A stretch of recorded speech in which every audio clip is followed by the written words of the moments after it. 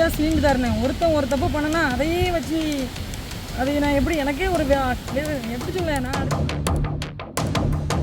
அந்த நிலைமைக்கு விடாமல் ஓயாமண்டாங்க போல. இப்போ தமிழக வெற்றிக்கிழமும் ஓயாது, எனக்கு ஆக்ஷனும் வந்து தலைவர் எடுக்க மாட்டார். சில நாட்களுக்கு முன்னோடி, ஒரு மாசத்துக்கு முன்னோடி வந்து இந்த சிறுவைகுண்டம் கூட்டுப்பாலியல் வன்கொடுமையில பாதிக்கப்பட்ட பெண் நான். என்ன அப்படின்னா, ஒரு மாசத்துக்கு முன்னாடி வாழ்த்துச்சுடலை, அதாவது பெருங்குளம் வாழ்த்துச்சுடலை என்பவரிடம் வந்து பணம் வந்து குடுக்கல் வாங்கல்ல வச்சிருந்தேன். அந்த சம்பவத்துக்கெல்லாம் முன்னக்கூட்டி அதை மொத்தமாவே நான் சம்பவத்தை ஒட்டியுமே நான் பணம் ஃபுல்லுமே அவருக்கு செட்டில்மெண்ட் பண்ணிட்டேன். நிறைய பேர் வந்து எங்க ஊர்ல வந்து நான் சமூக சேவையெல்லாம் செஞ்சுட்டு இருக்கனால என்கிட்ட நிறைய பேர் வந்து இந்த பணம் வாங்கி கொடு, இந்த சிட்டை மாதிரி வார வட்டி மாதிரி வாங்கி கொடு அப்படின்னு சொல்லி நிறைய பேர் வந்து என்னை வந்து கேட்டிருந்தாங்க.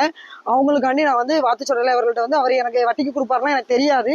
கட்சியில இருக்கும்போது அவர் பழக்கனால அவர்கிட்ட வாங்கி கொடுத்துருந்தேன். அந்த மக்களும் பணத்தை கொடுத்துட்டாங்க, நானும் அவர்கிட்ட பணம் கொடுத்துட்டேன். அதுக்கு எவிடன்ஸ் என்கிட்ட இருக்கு.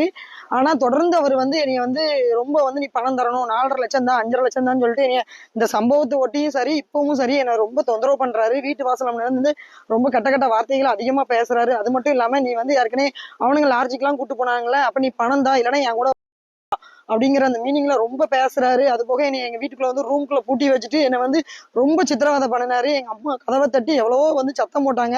அதுக்கப்புறம் தான் விட்டாரு. அப்புறம் அந்த வீடை காலி பண்ணி வேற ஒரு இடத்துக்கு வந்துட்டான். ஒரு பெண் பாதிக்கப்பட்டா மறுபடியும் அந்த பெண் பாதிக்கப்பட்டுக்கிட்டே இருக்கணுமான்னு எனக்கு தெரியல. நான் இப்ப எஸ்பி சார்ட்ட வந்து கம்ப்ளைண்ட் கொடுத்துருக்கேன்.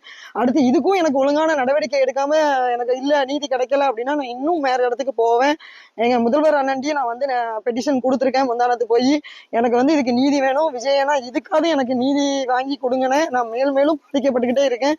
தூத்துக்குடி மாவட்டத்துல வந்து பாலியல் தொந்தரவு வந்து மிக அதிகமாவே இருக்கு. அதுக்கு சட்ட நடவடிக்கை கடுமையா இருந்தா இது போல நான் என்ன மாதிரி வேற ஒரு பொண்ணுங்க பாதிக்க மாட்டாங்கிறது நான் நம்புறேன். விஜயனா எனக்கு இதுக்காவது நடவடிக்கை எடுங்கன்னு கேட்டுக்கிறேன்.